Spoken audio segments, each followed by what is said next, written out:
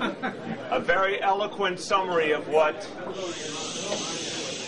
everyone who's trying to do some good in this world faces, and I think it's been particularly true in recent years in the labor movement.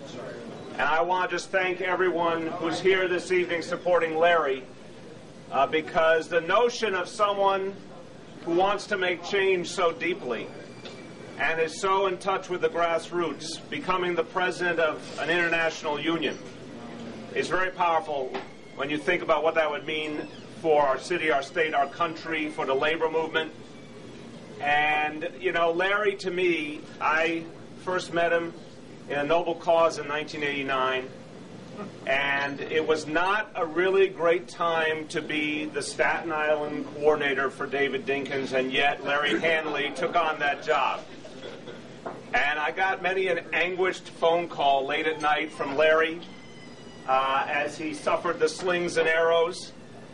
But I can never remember a time in that fight or any other fight when Larry suggested anything but continuing to move forward.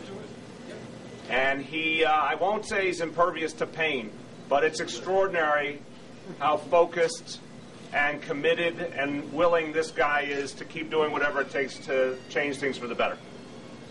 And I saw it in political campaigns. I saw it in labor struggles. I think a lot of people in this room would agree that the future of the labor movement has to do with using the power of the movement more productively in the political process and getting back to organizing and improving on organizing victories of the past. And I can think of no one who understands that more than Larry and lives it and thinks it and breathes it and would know how to breathe life into the ATU and to help strengthen the rest of the labor movement. This is how he thinks. This is what he wakes up in the morning thinking about, and with extraordinary integrity. And I don't want you to think he is monk-like or ascetic.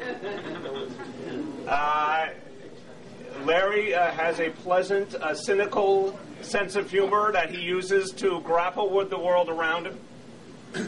And he's one of those guys, remember what they used to say in 2004 with John Kerry and George Bush, which one would you rather have a beer with? And even though a lot of us wanted John Kerry to be president, we had to admit we'd rather have a beer with George Bush, potentially. Not me. Not you. But it would be interesting to have a beer with really weird, but interesting. But Larry is a kind of human being who you want to have the beer with, and you want to think together with, and you want to be in the struggle with.